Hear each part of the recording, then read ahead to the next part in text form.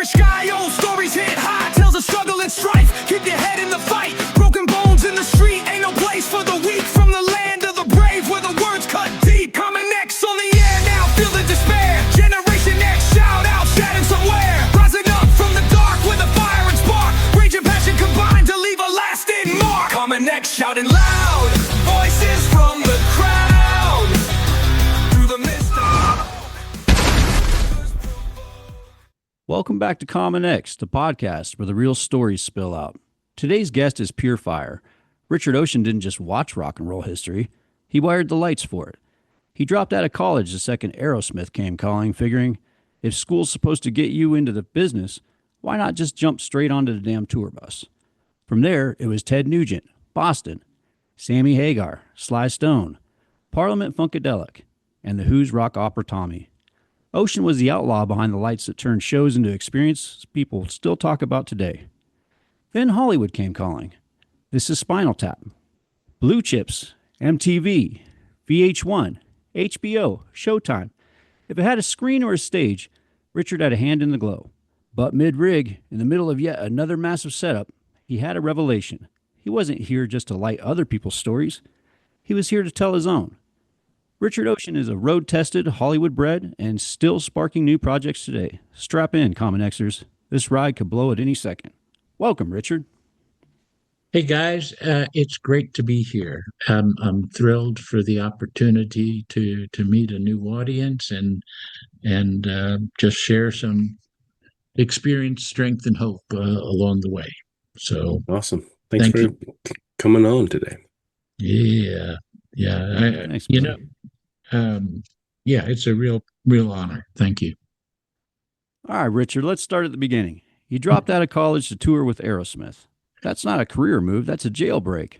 What did that moment feel like? It was, there was a lot of parental pressure at that point. I was studying to be a theater design major, and my specialty was lighting. And as part of our curriculum, we had to work in the real world, which meant, production companies got our labor cheap or nothing, but we got the experience.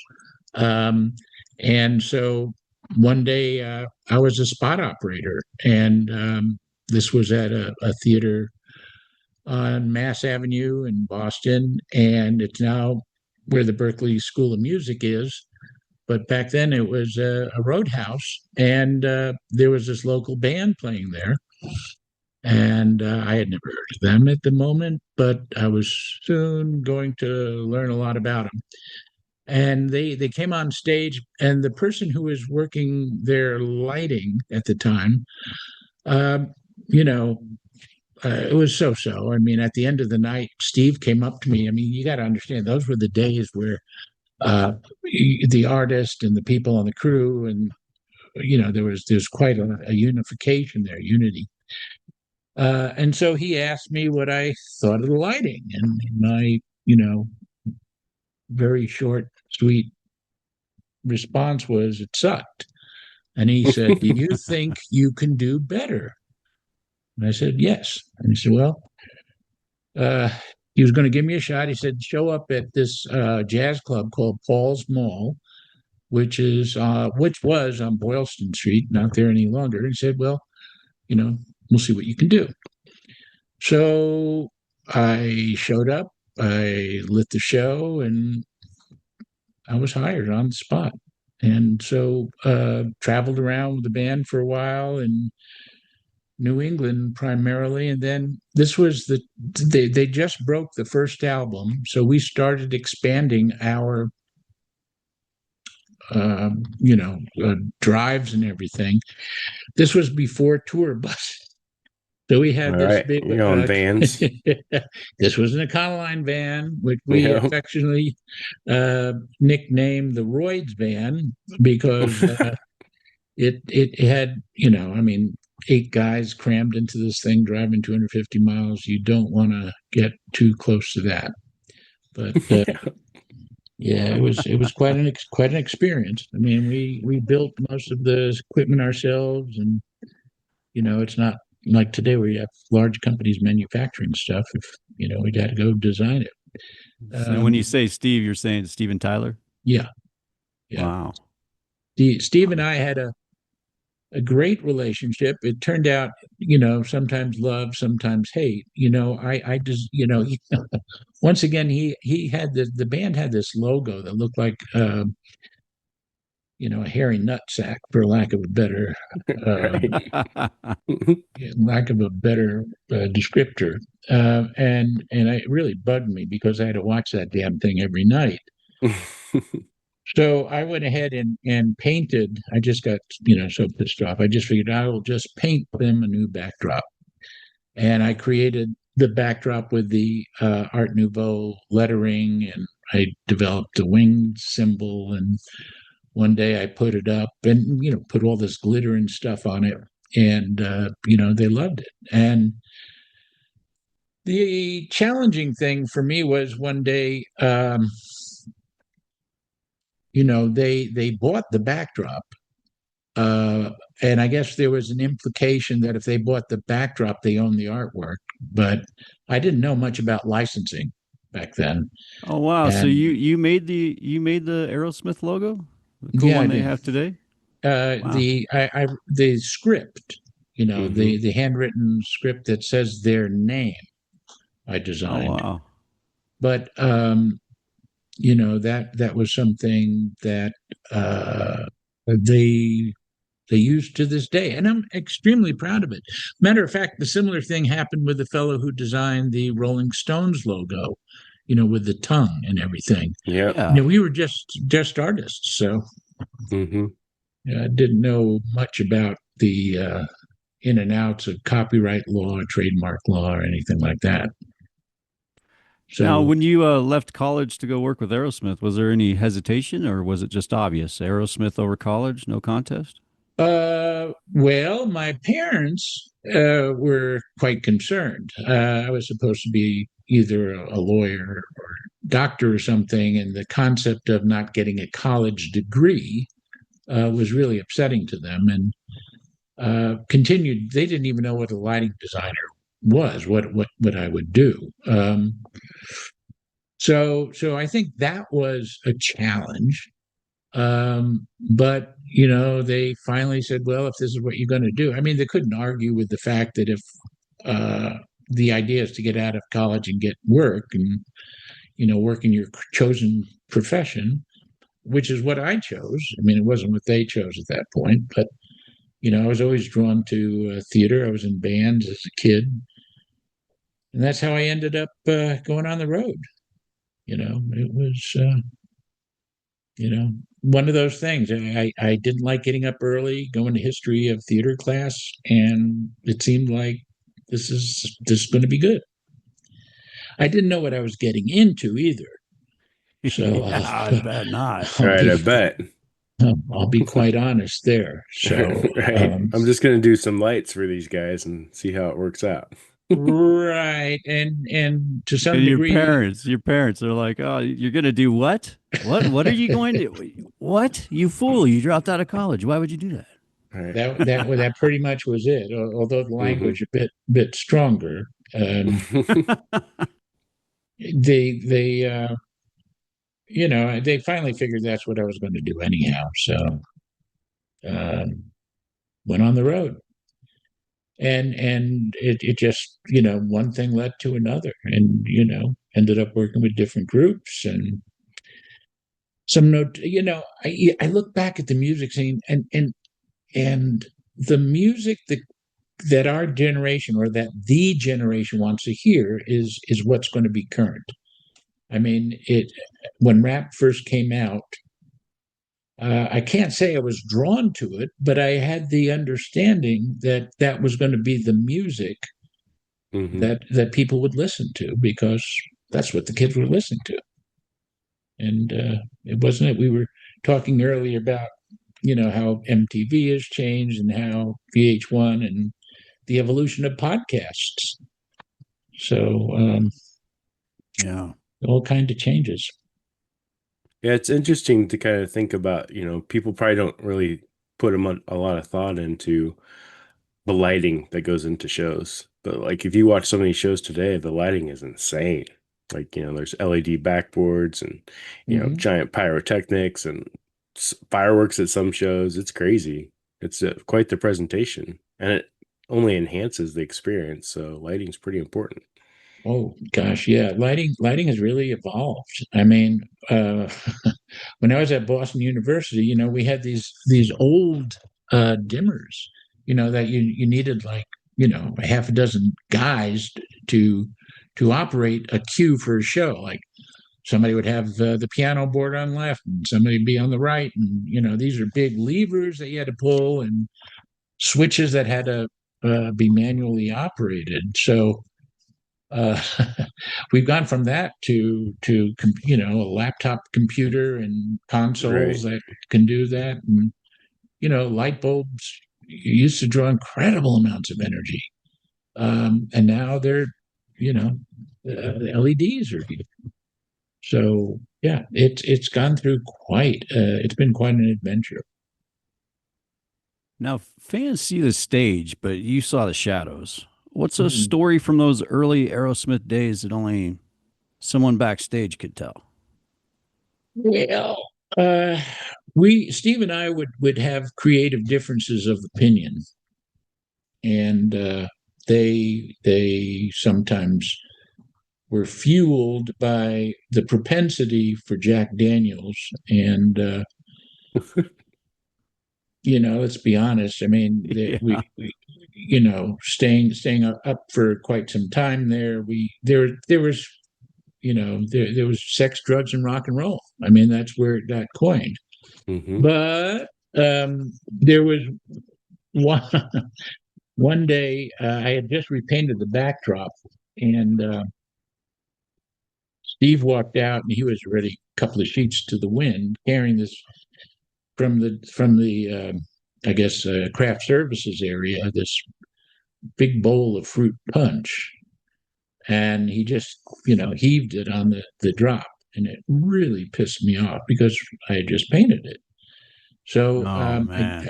I gave a cue to all the spotlights to just roll in green color and just let it. I just fuck this. I'm done. And then afterwards we had a food. We had a shouting match and a food fight. I mean, our fights were legendary. If we were in the not the mood, I would say, but if the right elements were stacked up, there could be some nasty nasty messes. And one in San Antonio that we were scraping burritos out of the lights for weeks after that. Oh man. Holy shit. Watch out for flying watermelon. Yeah. Right. The other thing I learned is don't follow, if you have a choice, don't follow the circus or a rodeo. Um, and if you're going to do that, make sure you don't paint your road boxes before you do that, because that was the first time we played Madison Square Garden. I wanted everything to look great and wonderful and spiffy, and the circus was just loading out. And it's funny to think that the band probably had to share the elephant's room, but it kind of went down like that. And it stunk. And not only did we get the pleasure of that experience, but the fellows who got to unload all the equipment after us had a little bit of that too, because hauling that stuff through the dirt, Jeez. you just don't get that out fast. And and we did a gig in Dothan, Alabama, and there was a rodeo in town. Well, we played the same arena. God bless the people who used to book shows back then. Mm. And Stack them up. yeah, yeah, and so we were in another event. Stagehands wouldn't come near the back of the truck. I mean, when you open that after a night's ride in with all those road boxes smelling like horses or elephants or whatever, you just didn't want to. You knew it was going to be a tough gig. So Man. quite a After few adventures. man. Yeah, it sounds like it. Uh, After Aerosmith, you didn't slow down. Ted Nugent, Boston, Sammy Hagar. Funkadelic. That's a lineup that, would melt most people in a year. How did you survive that stretch? It was tough. I got to tell you, the life on the road back then. I mean, there's a whole awareness now about drug testing or for alcohol or whatever. But that without besmirching anybody's reputation, identification, or whatever you want to say. I mean, there was a lot of it. It was a proliferation of it. I remember when we went west with Aerosmith, you couldn't get Coors beer back in Boston. So we had empty road boxes. We just loaded it up and took some Coors with us. I mean, that's a plug. I if you have to cut that out, I get it. But No, we'll leave it. yeah. And I should have said hey to Jack Daniels there too. I didn't know much about Jack until I worked with Aerosmith, but I became intimately good friend. Yeah. So was Jack Daniels kind of like the official drink of Aerosmith back in the day? I could say that, and I wouldn't be bullshitting you. No, yeah, it was probably pretty high up on the list there.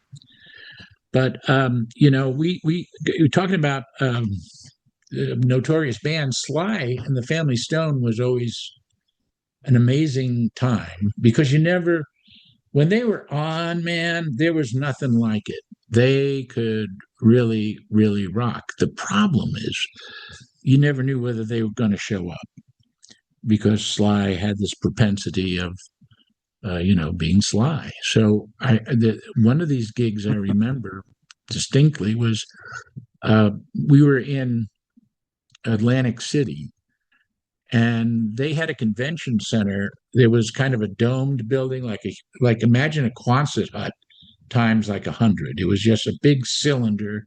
You could put like a Zeppelin or something in there. It looked like the box the Empire State Building came out of.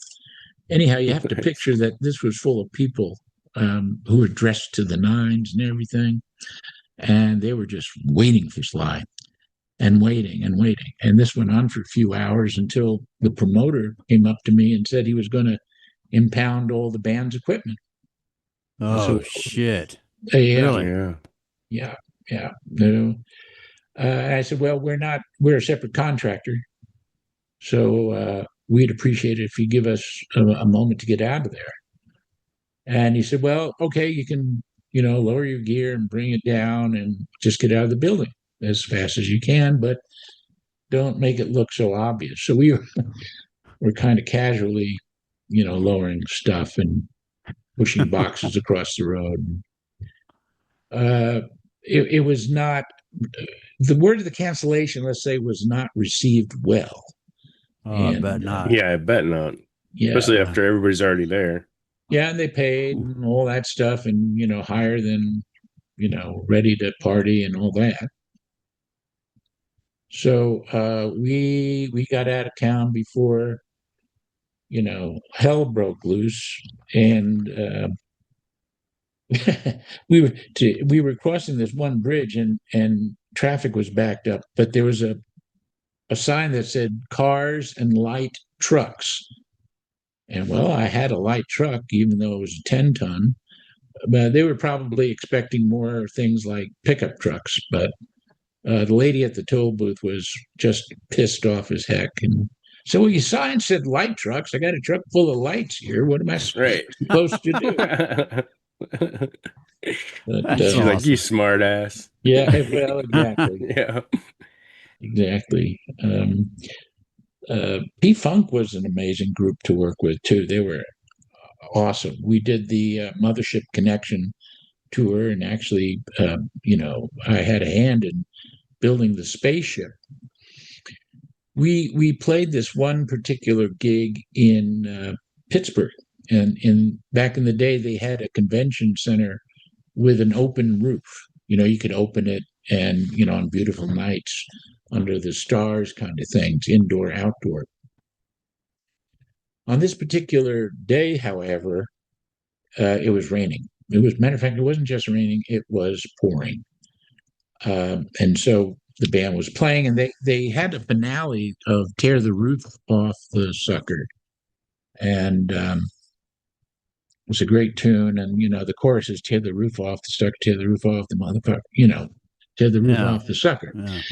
And so the manager wanted the roof to open, and of course it's pouring outside. Mhm. And I and the stage manager came up, and everybody was really, we shouldn't be doing this, but he was pretty adamant.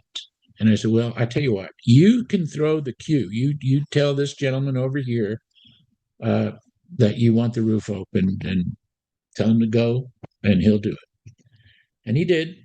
And the roof opened. It was like a wave. I mean, these Oh, people, man. it was just like a whole wave of water coming through, and That's crazy. prompt ending to the concert. Yeah. Wow. Indoor flood. Yep. Yep. Yeah. Indeed. But I mean, that's all part of. It was all part of the gig. I mean, it was a real pain to pull everything out after that. But that we didn't seem to. That's just part of the job. Yeah. And luckily, nobody got electrocuted or anything. Yeah, man. Power went off. Yeah. Yeah. Exactly. Yeah. Oh, I have an interesting stray cat story here. All right. Okay. There's a good reason why you're not supposed to give a band a day off before a gig in New Orleans. Oh, yeah. Yeah, because the town is it's a party town, and you can really get into trouble. And that's I was the production manager for the band at the time and lighting designer, and they had given notice that there was going to be a day off in New Orleans the day before the show, and I tried to see if that could be reversed, but I knew what we were going to get into. Right. Yeah, so that couldn't happen, and true to form, the crew this time and the band, they outperformed themselves the night before. Matter of fact, when the sound engineer made a public nuisance of himself, which cost the band many tickets to quell that situation. But nobody showed up for the load-in. I mean, luckily it was at that time an easy band to load in. You had the bass, the drum, and Brian's guitars. So, the band crew didn't show up. The band didn't show up. I showed up and just worked with the stagehands to pull stuff out of the truck and put it on stage. And then around 4 or 5, like an hour or so before showtime, the crew comes in. It was one of those wild rides with the Strays. But man, all these musicians were so on when they played. Whether it was the Cats or Aerosmith or P-Funk. I mean, it's, to have witnessed some of that stuff was truly a blessing. Did you see that happen quite a few times? Like, you guys would set up a show and you're not even sure if the band's going to show up, and then they do last minute and just kill it like that. No rehearsal, no. Sly for sure. P-Funk was always on time. I mean, matter of fact, that one incident with the Cats was an anomaly because it was just stupidity on management to give them the day off the day before. I mean, it's not like they didn't know. It was like, oh, surprise. But there've been some amazing performances that I've had the opportunity to witness. And when I say I mean the crowds too. I mean, it was just music experience. It's just even today, not even today. I mean, as it all evolved in the evolution of it, as the sound has gotten better, lights have gotten better, the music is always been excellent, no matter who the artist is. It's just being able to visualize, and express the music in visual terms. That's cool. And you even worked on the Who's Tommy, right? For listeners who don't know, that was a full blown rock opera, part concert, part theater, part acid trip, right? What was it like to light up a show that ambitious? It was cool. I mean, that's a short answer. I was the resident designer in London at the Rainbow Theatre, and nobody knew what this thing was. And it was the London Symphony. It was the members of the Who. It was Peter Sellers, Mary Clayton, the Acid Queen. There was no real production elements. You couldn't fit anything on stage with the full on orchestra and the Who and all the special guests. Right. I mean, it was just an amazing experience, and that I was 21 when I lit it, and Wow. it's just one of those. It was just one of those experiences. I know it's hard. I'm still kind of in awe about that whole thing, and I'm not doing a great job of expressing myself, but for me, it was just learning the music and the cues, and showing up and suiting up to be, what do they need, and how do I deliver that with not very much time. I think they showed up like in the morning, and we did it at night, which was standard for most shows that back then. And I don't have a particular recollection from that concert other than the overwhelming response and the love relationship between the audience and the performers. It was truly an amazing event. So did the bands have a lot of like cues to give you, like, here's how we want lighting, or did a lot of them just leave it up to you? Most everyone left it up to the lighting designers. We were fortunate to have that kind of creativity, and even today, bands may participate in the design aspect, or like there's a natural ebb and flow to how you create a design, which wasn't present back in my day. It was like, well, what are you going to do for us? And it was like, well, we're going to do this. Okay, cool. Or not, and they'd give some input, and we'd take it or not. But right now, it's a whole different thing where management and everyone is pretty involved in decisions, because it's all extraordinarily costly, and they got to figure out how many tickets are going to sell, and how to pay for it all. But no, I mean, you get certain notes like especially with country artists, we're more, I think, concerned with their certain musicians are going to take a solo at this point. Now, usually we could pick them out, within a note or two of, oh yeah, it's going to be this guy, or a banjo or a guitar or something. But they would sometimes, give us a nod saying, hey, so and so on the keyboard is going to be coming up for a solo. So okay, thanks. Well, which act pushed you the hardest, creatively or just physically keeping up with their demands? Well, they all did in a way. I think, I don't know. It would universally. I mean, it all pushed creativity. The creativity, because there's always that natural desire to go further and farther. The physical demands were tough because we were doing a lot of one-nighters. Today bands have developed followings based on decades of touring, and they can sometimes stay in a building for a couple of days. But We were just back to back to back.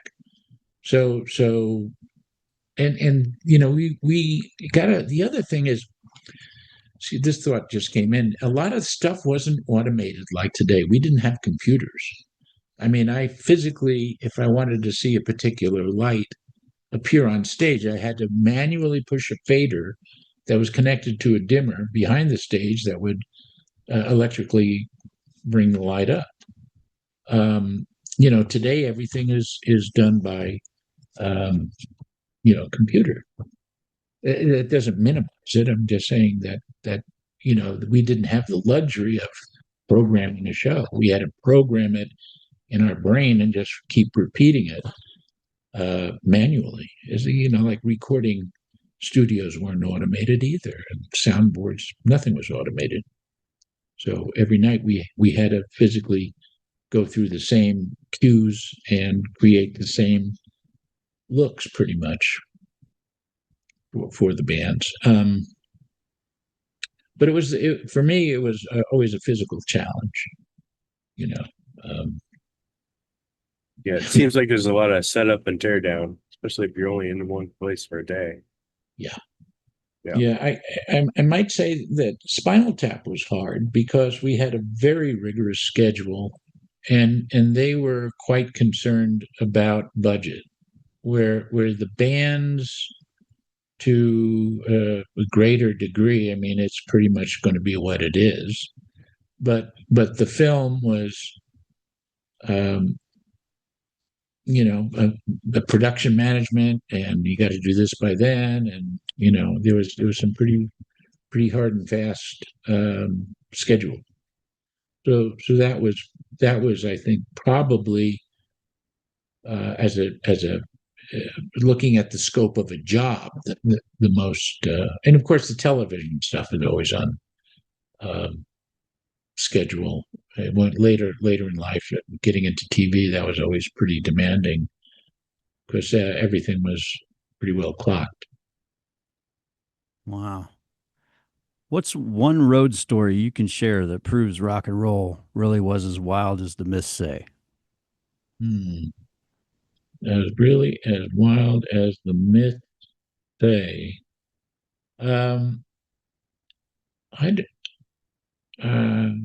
don't know if I have a mythological one that can, other than the stuff that I might have gone over before. I mean, okay, this might satisfy that carnal desire.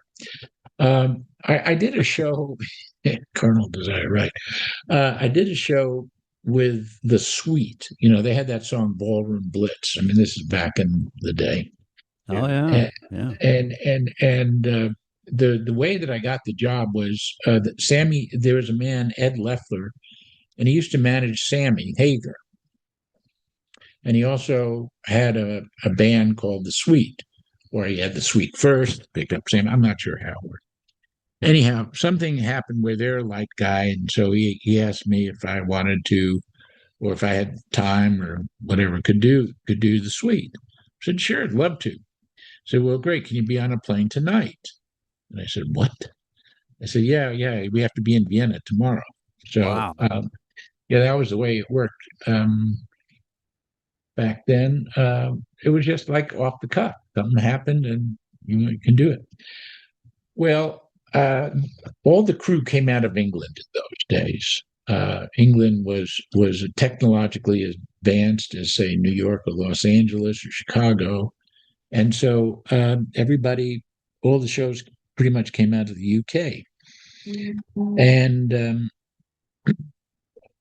I learned one thing: never, under any circumstances, allow the road crew to party in your room. As fun as you think that might be initially, there's a lot of liability there. And in Europe, they had these really nasty devices called a minibar, which soon became very prolific over here too.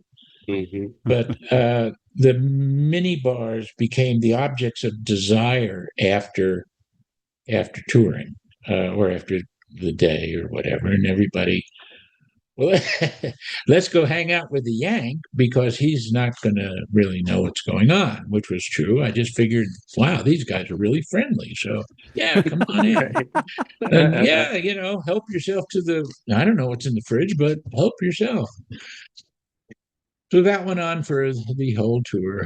And on the last gig, everybody was getting paid. And I went up to the manager and said, hey,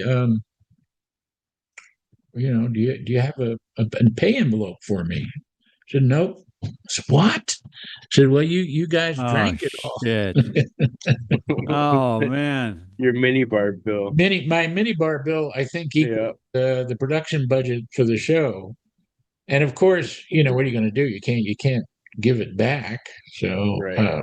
It's just one of those things. They drank your Lesson pay. learned. They drank. Lesson learned. Yeah. Wow. Once bitten, Twice shy. Yeah. Oh boy. But yeah, that's yeah. That definitely answers the question. That's for sure. Yeah, I mean the usual sex, drugs, and rock and roll was pretty much prevalent, and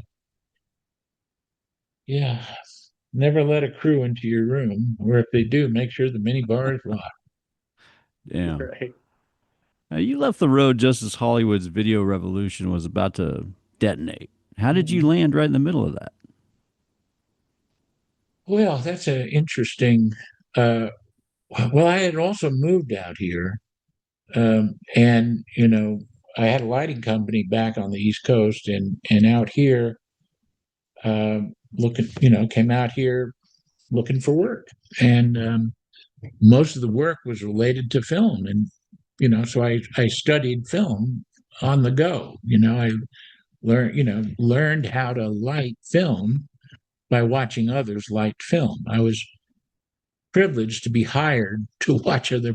I was pulling wires, but and moving lights around, but I saw how people were lighting, and that's what I studied in school. So I mean, I knew kind of what they were doing. So, this guy's using this light as a key light, and this is backlight. New terminology, but I got it. And sort of in my mind made an overlay of, well, this is how I would light this scene if it was in a theater, and then, well, this is how I would light the scene for film, and finding the common denominators in it. Of course, at that time, the film industry was, I'd say, behind the times as far as technology.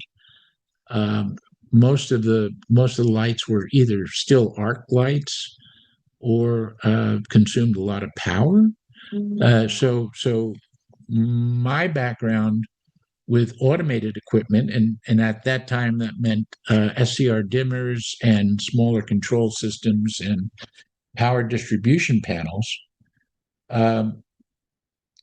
People saw that, and so they were saying, well, it really started to blend. And so I'd bring that along to the film shoots and got familiar and met a lot of gaffers and DPs. And then, because I was thirsty to learn that craft, they bring me on other shoots. And that's the same thing. It's like, you show up with a good attitude and you want to learn and you want to do your best, and you shine, and people move that forward. And that's how I really moved up from being a electrician, just hauling miles of cable, eventually to being a best boy, being a gaffer, and then being a DP. So it was kind of humbling, because I had left the East Coast already being a designer, but I wanted to do something different. So I wasn't affected by starting over again. It just seemed like a cycle. That's the thing to do. If I want to learn this, what am I going to do? Go to school again? No. So I might as well just learn it on the fly. So it it took a lot of balls to do that. I mean, we got our first television lighting job. We didn't fucking know what to do there. So it was like, well, you read, you study, you Yeah, talk to right. people, and, you know, set up a business, where you can rent the equipment and stuff. So that was kind of my MO. I wish I would have looked more before I left, but I'm glad that I didn't land too hard on the rocks. But yeah. you know, it's what I would say to do it. You believe in yourself. You just know that you're going to do it. Yeah. Yeah. Well, let's talk. This is Spinal Tap. You go Okay. from Funkadelic to the most savage parody of rock ever filmed. What was Yeah. that experience like? That was amazing, and it was. Um, Let me just see. I made a couple of notes about that because my memory some days is not as good as on others. But it was pretty much like being on tour, in the sense that the only difference was we played in theaters in Los Angeles, so there weren't very many immense drives. Um, I got to witness these guys, and it was wild to think that they had created this act, and the music was very good. So we were basically doing everything that I knew how to do, in the realm of the concert. And my friend Peter Smokler, who was the director of photography, just said, "Look, we want to give it a real documentary feel." And so, while most films at the time were being shot 35 millimeter, he shot it on a Claire NPR 16. Oh, Showed wow. shooting most of the stuff, like a doc. And so there was a tremendous amount of freedom there. I mean, the difference between that and a rock concert was there was written dialogue, and they had but once again, there was like, well, they had these props, but what to do with them and how to put that together and how to make a song. And that's where I came in because, this was already second nature to me. So we built, a series of cues and looks, and this is, what happens like Stonehenge, and how does this work, and what would really happen. Um, so it was a great experience, and it was, the concert department, which was what I was dealing with. It was as authentic as anything else. I mean, we used actual, road gear and equipment at that time, and we brought that authenticity, um, to the film. And I guess 50 years later, very surprised that it was recognized by the National Film Registry as being something of import, a documentary film, and defining a genre of filmmaking, the mockumentary. Oh, dude, it's quoted forever as the holy grail of rock satire, man. Yeah, but It really is. nobody knew that while we were doing it. I mean, it was, you always had these people from, I think it was Castle Rock back then that produced it, really concerned about, budgets and equipment. Oh, we need more of these. You don't do that. Um, but nobody knew. I mean, and the guys really, really did something groundbreaking. Um, I, Out of all of the members, I think I was friendliest with Harry Shearer. He's has a wild sense of humor, and he was also on NPR. He was he had it was a KCRW, as a commentator, or he had this wild show. I forget the name of it, but these guys were brilliant writers and comedians, and it came across in the movie. I haven't seen Spinal Tap 2 yet, but it's on the to-do list. I'm certainly curious to see how that evolved. Yeah. Yeah, definitely. Hey, did Steve tell you about Singapore? Did he talk No, about Singapore? Oh, okay. he did not. What are you holding out? Is he holding out Yeah, on us? yes, he was certainly holding out there. We have a friend. His name is Clark Santee, and he was a PBS director.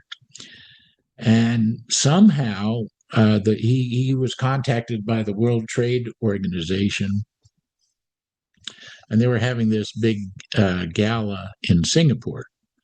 And so I lit a lot of concert stuff for Clark, and he said, "Do you want to go? And do you know a sound man?" And Steve and I had worked together. I think he might have mentioned Richard Simmons, and we had done a few gigs together, and we were hanging out. And so I said, "Yeah, give Steve a call, see if he'd want to do it." And when I started to go drill down and find out what I was getting myself into, as I had been taught over the years, he said, "Well, it's going to be an outdoor concert." I said, "Oh, that's great." And he says, "It's going to be in a small island." And I said, "No, that's great." He says, "It's going to be in a lagoon." A lagoon? What? Eh, I say yeah, what? yeah. It's going to be a lagoon. And I said, "Well, what does that mean?" So, "Well, you're going to have to build a stage or in the water." What? Going to build a stage in the water? How do Well, you do that? the Singaporeans had a concept that part of that was on man-made um, concrete, and it was just that's where it was going to be. I said, "Okay, what about a roof?" I said, "Well, you don't get a roof." Now, mind you, this is in monsoon season because our Lovely. our seasons are backwards to theirs, or theirs is to us.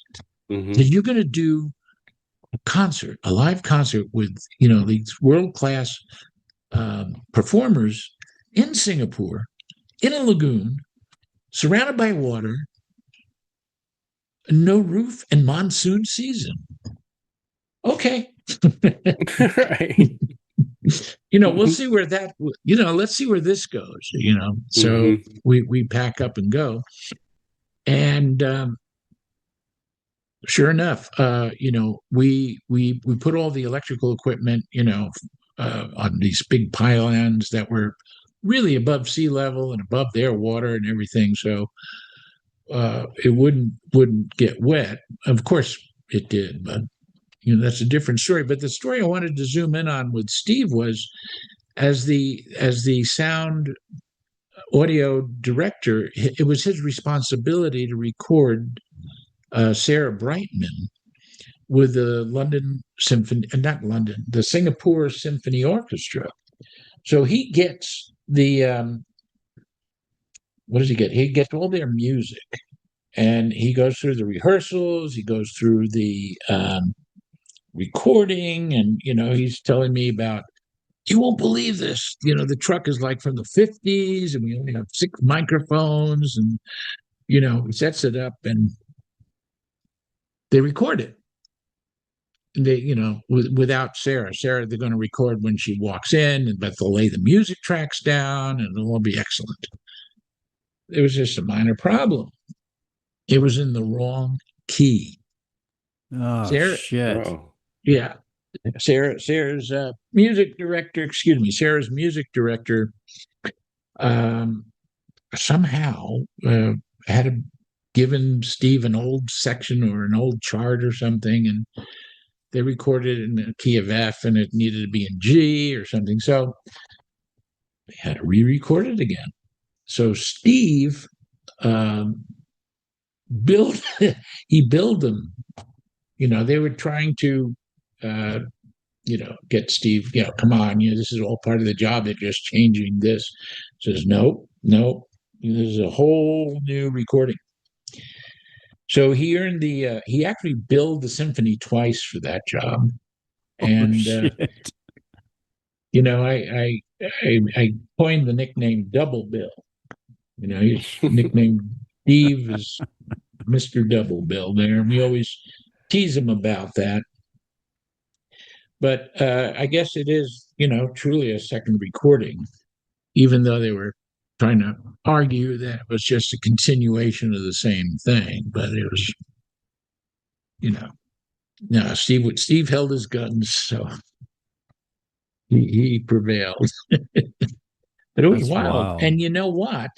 It did rain, but it rained the morning of the show. And it was torrential. And the stage was all flooded. And, it's like, you guys. But around like 2 or 3, it dried up. And the weather is such down there that, boom, it just, everything dried. And, we did a performance that night.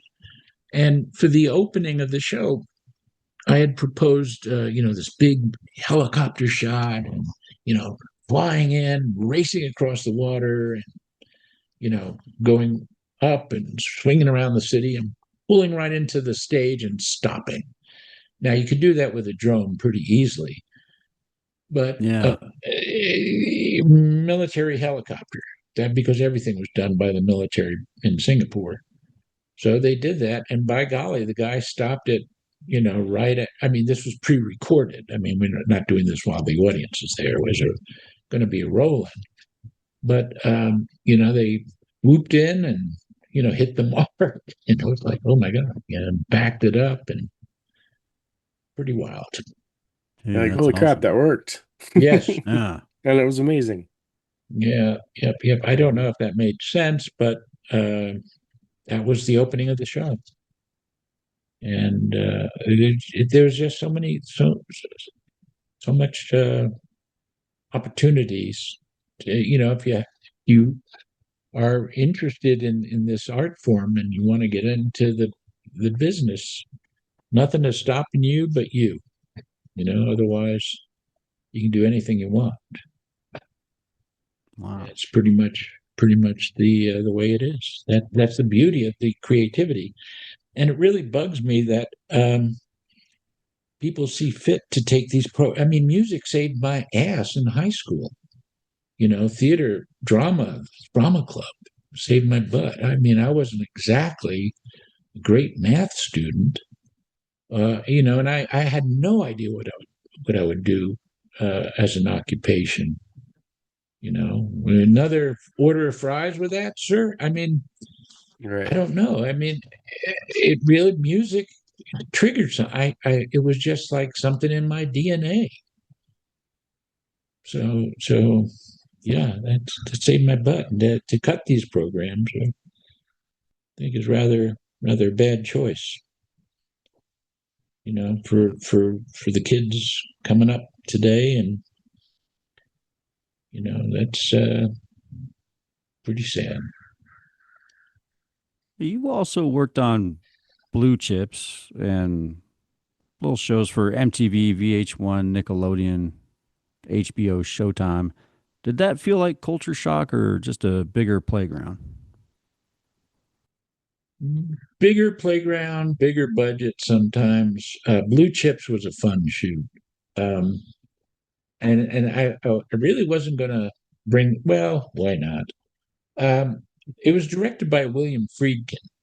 Now Bill had done Rosemary's Baby. Oh, no, The Exorcist. Sorry. He did The Exorcist. That was his claim to fame. And he was married, I forget the girl's name, who was the head of Paramount. My mind won't come up with that. Anyhow, big, whatever he wants, he gets. It was like, so my friend was the DP, called me, said, hey, do you want to come down and do this thing? We got basketball. The insane thing about it is they needed a lot of light because the director of photography, a fellow by the name of Tom Priestley, wanted to use very big lenses and close, he's really into like the facial expressions to see the guys and close up. And, back then we were shooting on film and the latitude of the film was not like great. It was okay. But the stuff that he needed to get light in there. So we looked at a couple of buildings, and I liked this one that was built in like 1860s, and it had large windows and brick, and you could just feel the vibe. But that's not what Mr. Friedkin wanted. He wanted this arena and a much more up modern feel to it. There was just one problem. You couldn't get to the rigging points in the building that he wanted. It was a domed building, and there was no way in. There was no loading door. So that meant you had to take everything apart. You had to reassemble it, and you had to build like covering over the basketball court. So I said, Wow. this is going to be an expensive building. When I presented the budget, I said, well, here, budget A, and here's budget B. And, the production manager just, accused me of, everything he could think of. But I said, well, each building has a price of admission. You don't have any way to get in the building. You don't have any way to get up to the building. You can't get lifts on the floor. Pick another building. There are other buildings. Nope, has to be this one. So we just went ahead and put it in there, and it took a little bit longer than expected, and everybody was getting nervous because Bill was showing up, and the stuff was still on the floor. But I brought chain motors and had rock riggers. Once again, a situation where the traditional motion picture crew wasn't used to chain motors as they are today. Today, the chain motors that lift trusses are just a standard piece of equipment. But when we did Blue Chips, it wasn't in every rigger's kit. It wasn't in the truck. It wasn't, unless it was a rock tour. It was like rock and roll equipment, motion picture equipment. Now there's kind of like a hybrid, where if you're doing concerts or you use rock gear, you use the trussing, you can put up everything, much quicker than they could in the old days. So we got this thing in, and then Bill's coming. He's in the building, and I just press the button. The whole thing goes up in the air, and you can feel the relief, that I bet. yeah. Because he was just a notorious cranky man, Matter of fact, there was one day that we finally I got a day off, and I asked them for a call sheet, to make just to be sure that I'm off. There's no operations for my unit, and very good. So we took a day off, and about 5 o'clock in the morning, Bill Friedkin called me up, just a blue streak of cuss words. Oh, he's pissed. I'm trying to sandbag his production, and where the hell am I? Why is nothing working? And I said, Bill, I'd just been up for like 20, 30 hours straight, trying to get everything done for you, and this is my day off. He said, God damn it, blah, blah, blah, And I said, I'll tell you what, if my name is on the call sheet, I will buy this day. You won't have to pay a cent to anybody. Now, I knew I had the call sheet right there that my name wasn't on it, and my unit was off, marked off. So I showed up, pulled my whole crew back in, and showed him that, here we are.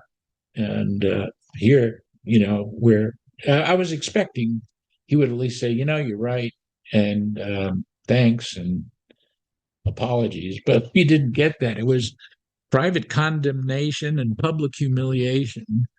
But he wouldn't apologize for that.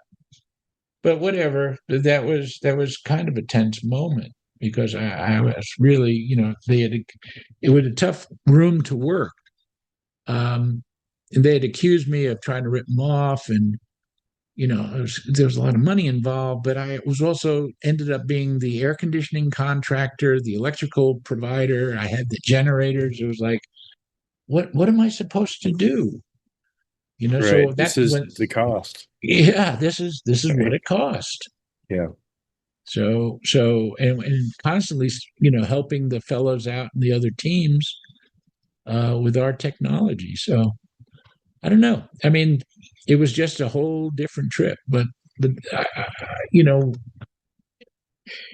I was very happy to leave town when the filming wrapped, and we were driving out of town at breakneck speed on a race to the airport, and that we shot it in Frankfurt, Indiana, and that was important for one of the coaches, or it's an esteemed location in football lore, and maybe basketball lore. What am I Yeah, talking they about? went and they picked up that kid from Indiana there, yeah.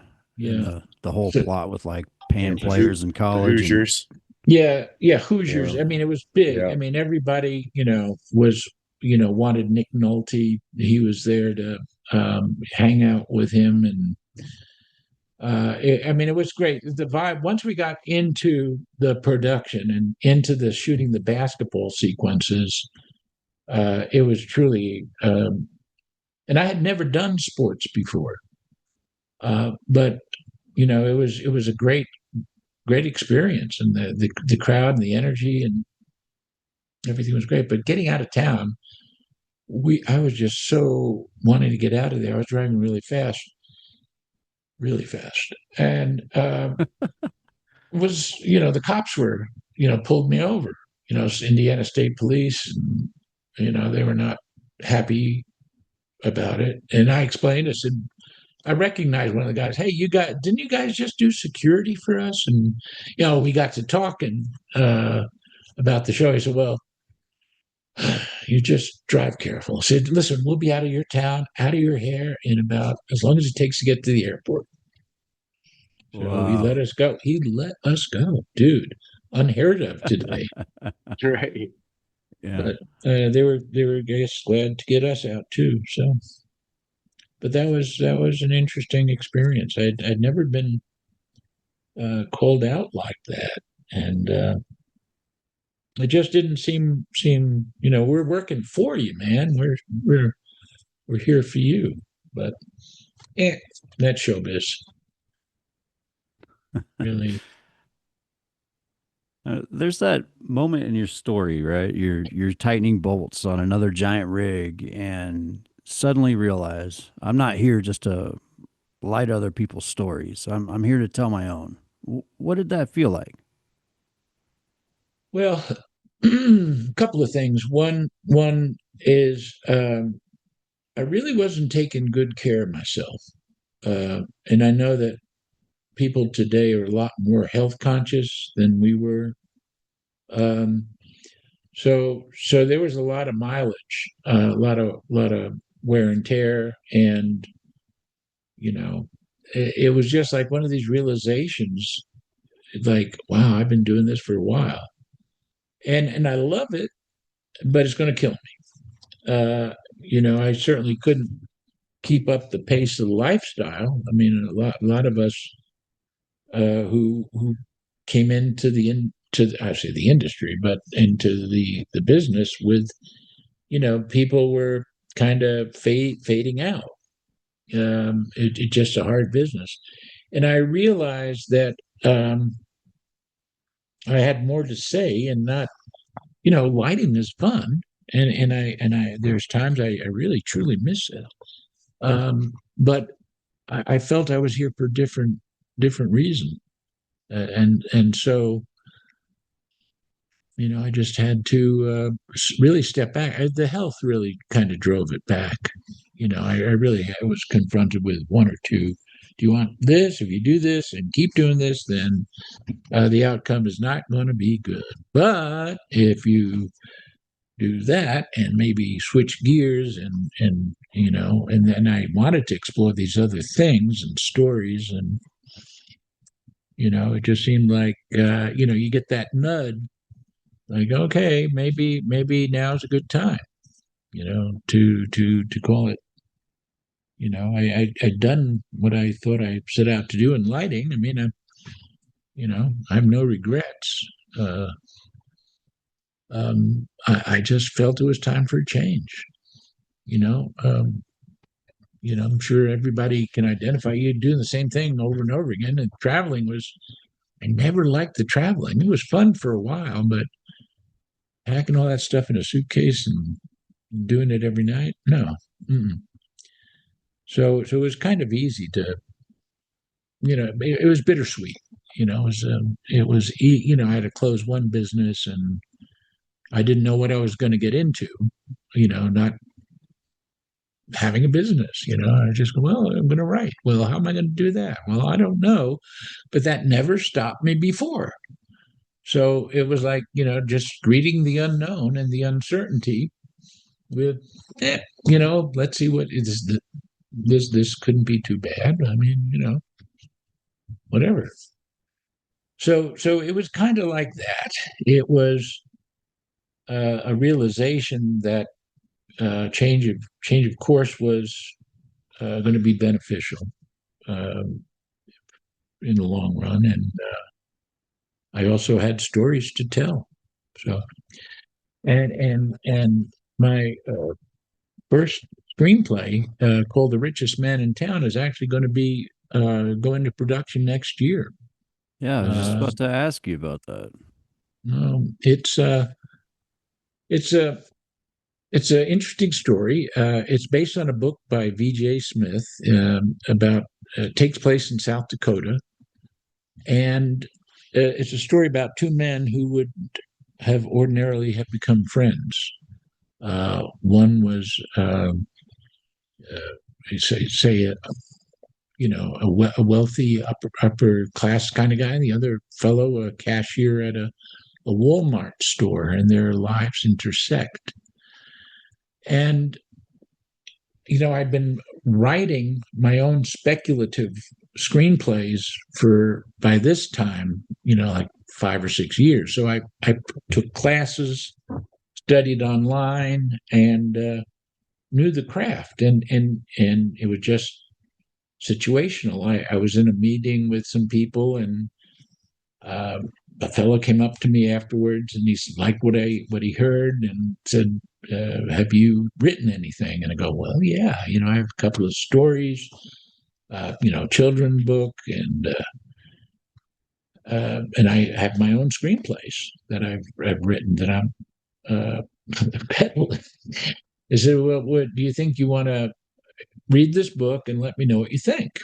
And so I read the book, and it's intriguing. I thought, certain characters needed maybe more. Once again, knowing how shows work, like beginning, middle, end, the high point, is this going to meet that criteria? This is a little different than music. It's because it's character driven. But then again, music is character driven because the songs are about people too. So once again, it's just about taking what I know from one area, overlaying it into another, and then filtering it through the lens of whatever the book was. So I looked at the book and said, well, I think it's going to be a good story, but it needs a couple of other elements. It needs different characters. It needs additional scenes. I mean, the book by itself won't stand, in my opinion.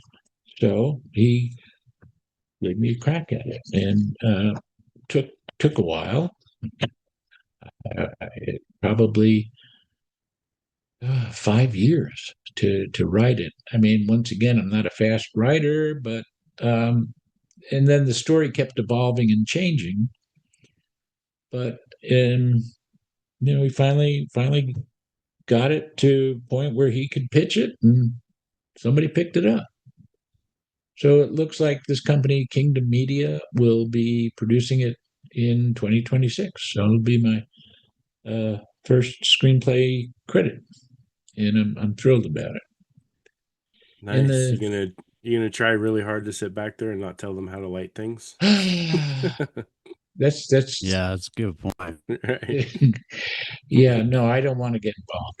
I Right. just, it's like when my dad asked me to fix a wall dimmer. I was about 11 or 12. He said, put a wall dimmer in. And I did, but then you put a dimmer in, then the wire is broken, and then you have to fish the wire out through the wall, and then you have to get something, and then you have to make a hole, and then you have to, no, I just don't want to do it. I've done it. I'm happy to talk. Obviously, I love the lighting, and we'll spend a lot of time with the lighting guys, but I'm pretty in my imagination probably. But I'll have my own things to focus on, and script and continuity and stuff like that. So yes, I mean, I love it all. It's just fascinating stuff, and Amen. yeah. Had a very interesting career. Looking back, the tours, the film sets, the writing desk. What ties it all together for you? Humanity, the heart, I guess. It's all an expression of heart, whether somebody's writing a song or writing a book or telling a joke, or it's really the human experience and how to express that. You know, oops, sorry about that. Let me just.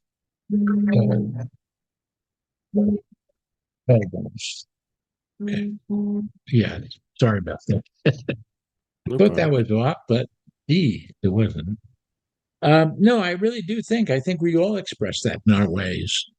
Um, like these incredible artists who write these great songs, and incredible actors, and people who live their life with authenticity, no matter what they do. Like you guys, I mean, you're passionate about your stuff, and you do it to give from your heart, to inspire, to turn on your light to shine the way for others. I think that's what it really boils down to. That's the common denominator, I think, is an affair of the heart. you know I firmly believe that what we with our vibe creates our tribe. And so and so if you're heart centered and heart focused, and you have a desire to do good in the world, then you attract that, and you present that. I don't know if that was as eloquent as it sounded to my head, but Ah, thanks for that, that's man. really the common denominator. I'm sorry, I didn't mean to overspeak there. No, that was great. Yeah. You're kind of If, pointing out we all have that human connection. We have probably more in common than we don't have separating. Exactly. Like we didn't know each other before we saw each other on our Zoom things here, and it's like, yeah, let's come together, and let's make something happen. Because we all in our hearts have the same idea. that's Yeah. definitely true, man. And we're humbled by that. Well, If I you had to wish that give was in. advice, I'm sorry. oh, I'm sorry about that. If you had to give advice to a young artist, would you hand them the safe roadmap or the outlaw version? Uh, I'm referring to like early Aerosmith days. Sorry about that. no, I got it. I would just, I'm much more meditative now, and much more spiritually minded than I ever was. Um, Back in the day, I didn't give that a second thought. Um, but now I would really go meditate. I write in a meditative mode, and I would just have to say, know yourself. My advice would just be who you are and do it. and if you wanted to, blaze a trail and, do it your own way, and that resonated inside of you and in your heart, I'd say go do it that way. And if you wanted to do something else, I'd do it another way. That's fine too. I think, and this is, my thinking today is to just look for the things that unify.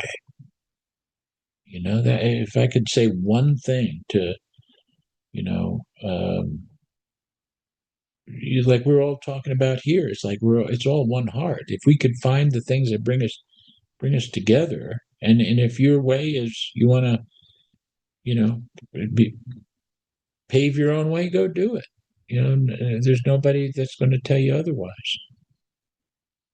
That's what I think I'd tell somebody. That's great, man.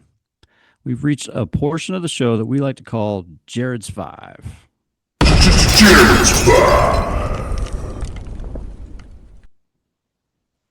All right. So we asked questions of all our guests, the same 4 questions.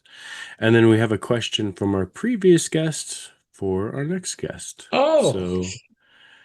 And we'll ask you at the end for a question for our next guest. But the question for you from our previous guest, which was Chris Bilyeu, the lead singer for the President of the United States, he wanted to know, if you were given a free ride on a SpaceX rocket, would you go? Oh, hell yes. Awesome. I mean, why? What you mean, go to space? Hell Yeah. yes. Why not? Yeah. I mean, God, can you imagine that? We're actually thinking about that. Yeah, that's crazy. I would absolutely do that. Awesome. You didn't even Right. have to think about it. I think. Yeah. Where do I sign up? Yeah. Exactly. All right. So next question, what's your favorite movie of all time? Well, I tell you, I'd have to say Spinal Tap. And I'll tell you why. I mean, it's just because it kind of seamlessly puts together, I guess, the way my life unfolded. And I mean, I don't know, Wizard of Oz. I mean, it's either Wizard of Oz was so amazing, so groundbreaking, and there's so much metaphysics in that film that I there's nothing like it. I'd like to get to the Sphere and see what they've done in the in the Sphere environment. But that's such a inspiring film. But they're two different realms, two different reasons for that decision, I guess. Awesome. All right. If you watched cartoons as a kid, what was your favorite cartoon? Rocky and Bullwinkle. Nice. I mean, the humor that was in that program. I mean, people say, "Well, you were too young to know what they meant." We know exactly what. Yeah. All right. What's one thing people don't know about you that maybe they should? I'm very quiet. I've become very meditative in this latest configuration. That might be something. I love dogs and animals. I don't know if that's, and I write about it, so that's the no-brainer. But I'm pretty quiet most of the time. All right. If you go back in time and tell your teenage self one thing, what would it be? Be a lawyer. Be a lawyer. That's awesome. You think that would have been an easier career choice, huh? No. I say that. I think I would tell myself, just be who you want to be. Just be who you are. But that's what I was told, to be a lawyer. No, I was like, pass on the but then again, I think they said that my parents said that from their deep love and knowing what they knew, right? Like every parent on earth wants their kids to grow up and live a life and have children or not, or be successful and be happy and be healthy. All right, that no matter where they come from, what part of the world they're in. So my parents knew that, gosh, in their world, that would be an indicator of a good life, and so they said that, and I said, yeah, okay, well, that doesn't always work. Yeah. All right, then. What's your question for our next guest? How would you get us out of this mess? That's a good one. Whatever mess they think they're in, or whatever mess they think we're in, and just say, how would you tell everybody that it's really okay? Right. Now, not to worry, I guess. How would you fix it? Yeah. Yeah. If you were king for a day. Yeah. Yeah. Ah, man. Isn't it amazing? Every day a crazy time. Yeah. It's amazing. It's just amazing to be alive. I mean, as long as we're alive, we could fix things. Can't fix things when you're not. Yeah. Well, Richard, this has been a blast. Oh, Thanks for you. taking us on this ride. From the back of the bus with Aerosmith to the madness of Spinal Tap. Check out The Richest Man in Town and keep an eye out for the Pete the Squirrel sequel, right? And they can find that at richardoshen.com, your website. We'll put the link in the show notes. Oh, that's great. For everybody. Yeah, that would be great. Oh, I don't know if it's hard for me to think about what if I said things that were truly helpful, or I don't know what I said. Like I said, speaking is not my strong suit. If you would have asked me to write this, I would have written it better than I think I might have spoken it. I don't even think spoken is it. Yeah, this was a great episode. We really appreciate it. Everyone, this is Common X, with the sparks are just as wild behind the curtain as they are on the stage. Until next time. Hey, everybody. Thanks for tuning in today to the podcast, Common X with Jared and Ian. We really appreciate you guys and would love your support. So make sure you click that subscribe or like button, or follow us on all our social media platforms and on YouTube and Spotify, because that would really help us out. And that helps us bring more episodes to you guys every week.